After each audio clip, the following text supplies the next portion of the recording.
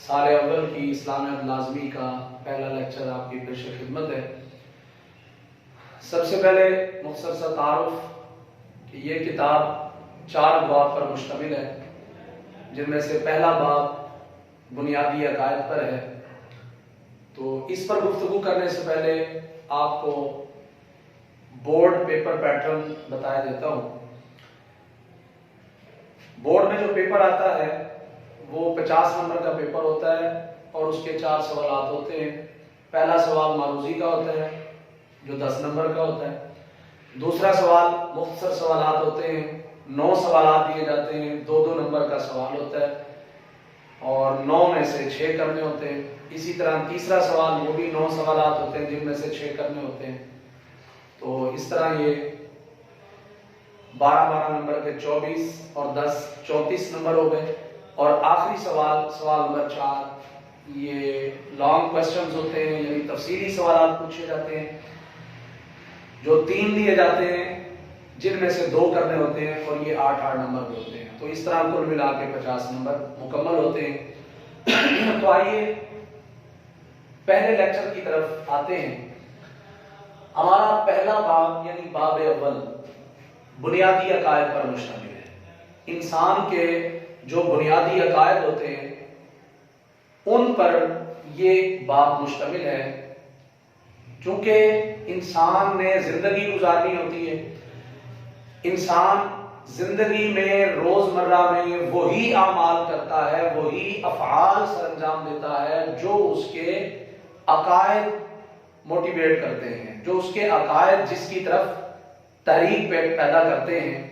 تو آئیے سب سے پہلے ہم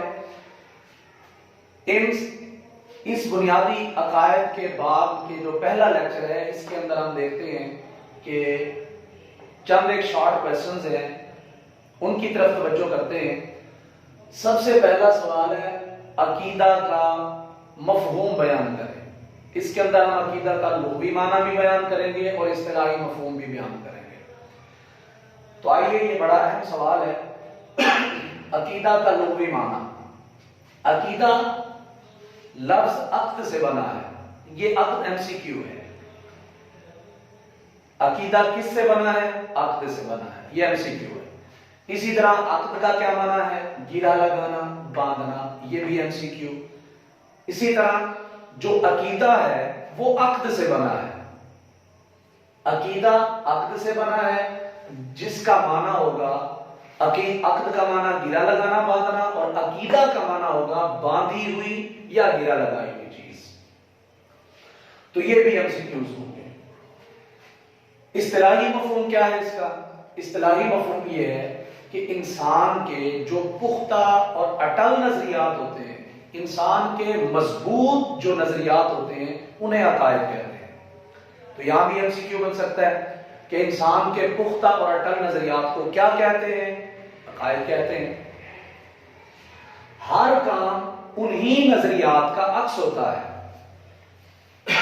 انسان کے جتنے کام ہوتے ہیں، جو کام انسان کرتا ہے زندگی کے اندر، جتنے کام سر انجام دیتا ہے وہ انہی نظریات کا عکس ہوتے ہیں۔ گویا پہلے وہ نظریات ہوتے ہیں، وہ عقائد ہوتے ہیں، پھر اس کے بعد انسان کام کرتا ہے، اعمال کرتا ہے، یعنی جس طرح کے عقائد ہوں گے اسی طرح کے وہ اعمال کرے گا۔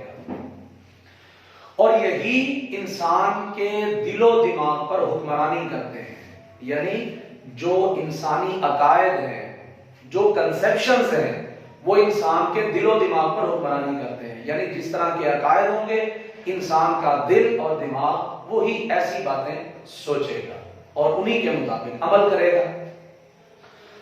اور یہی عقائد ہی ہوتے ہیں جو انسان کے اعمال کے محرکات ہوتے ہیں۔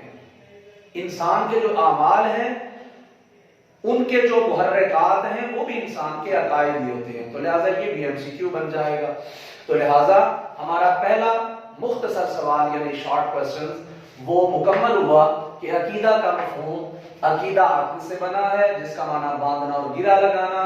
اسی طرح عقیدہ کا معنی ہوگا باندھی ہوئی یا گرہ لگائی ہوئی چیز، اور انسان کے پختہ اور اٹل نظریات کو عقائد کہتے ہیں۔ یہی انسان کے اعمال کے محرک ہوتے ہیں، انسان کی جو نظریات انسان کے جو جتنے کام ہیں وہ انہی نظریات کا عکس ہوتے ہیں، اور یہی عقائد جو ہیں انسان کے دل و دماغ پر حکمرانی کرتے ہیں۔ تو آئیے اب دوسرے سوال کی طرف چلتے ہیں۔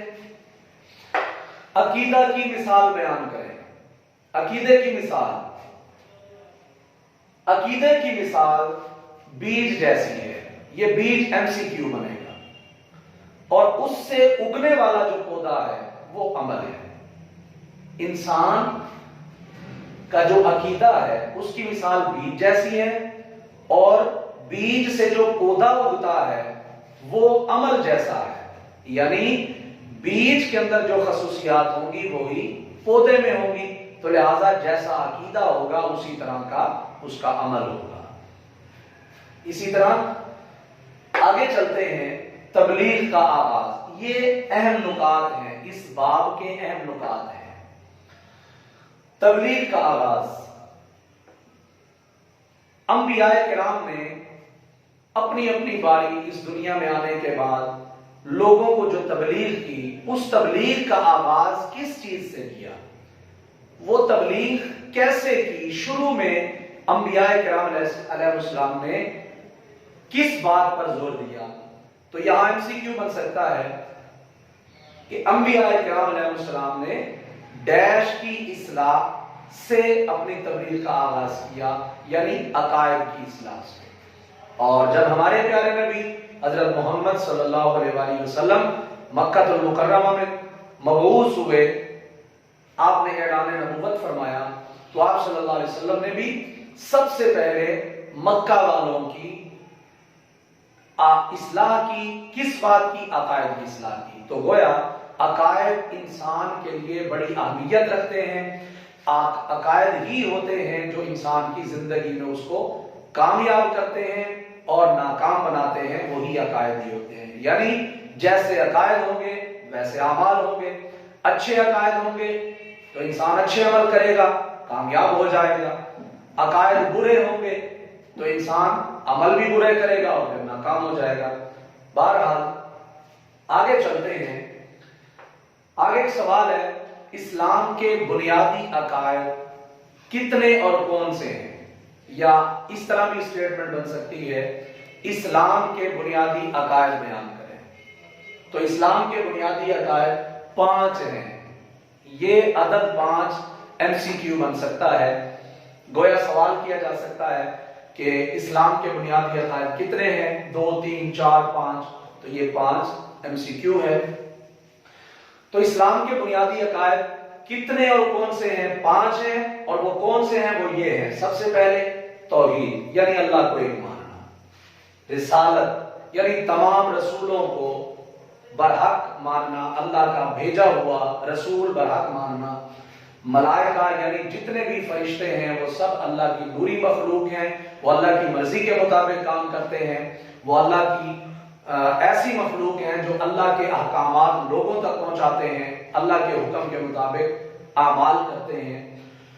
اور آسمانی کتابیں، آسمانی کتابوں پر ایمان لانا، یہ بھی عقائد میں شامل ہے۔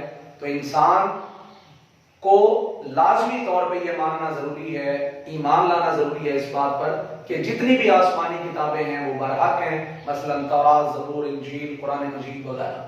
اسی طرح یوم آخرت پر ایمان لانا، یعنی یہ ساری دنیا، یہ زندگی، یہ جو ہم زندگی گزار رہے ہیں، اس کے بعد یعنی مرنے کے بعد جو عالم برزخ ہے، قبر کا جو دورانیہ ہے، جو عرصہ ہے کچھ، یہ گزارنے کے بعد ایک دن اللہ نے بنایا ہوا ہے، ایک دن سب کو اکٹھا کرے گا، اس کے اندر ان کے اعمال کا حساب و کتاب ہوگا، تو اس دن کو یوم آخرت کہتے ہیں۔ تو آئیے ایک اور سوال ہے کہ قرآن مجید کی آیت جس کے اندر اسلام کے بنیادی عقائد ہیں اس کا ترجمہ لکھیے، یعنی بنیادی عقائد کے متعلق قرآن آیت کا ترجمہ لکھیے۔ قرآن آیت ہے سورۃ بقرہ 2 پارے میں، وَلَكِنَّ الْبِرَّ مَنْ آمَنَ بِاللَّهِ وَالْيَوْمِ الْآخِرِ وَالْمَلَائِكَةِ وَالْكِتَابِ وَالنَّبِيِّينَ۔ ترجمہ، اور لیکن بڑی نیکی یا اصل نیکی تو یہ ہے، بر نیکی کو کہتے ہیں، اور یہ MCQ بھی بنتا ہے۔ نیکی تو یہ ہے، من آمن باللہ، ایمان لے آئے اللہ پر، والیوم الآخر اور یوم آخرت پر، والملائکتی اور اللہ کے تمام فرشتوں پر، والکتابی اور تمام آسمانی کتابوں پر، والنبیین اور تمام نبیوں پر۔ یہ آیت کا ترجمہ ہے۔ تو اس طرح آج کا یہ لیکچر مکمل ہوتا ہے۔ امید ہے کہ آپ کو پسند آیا ہوگا۔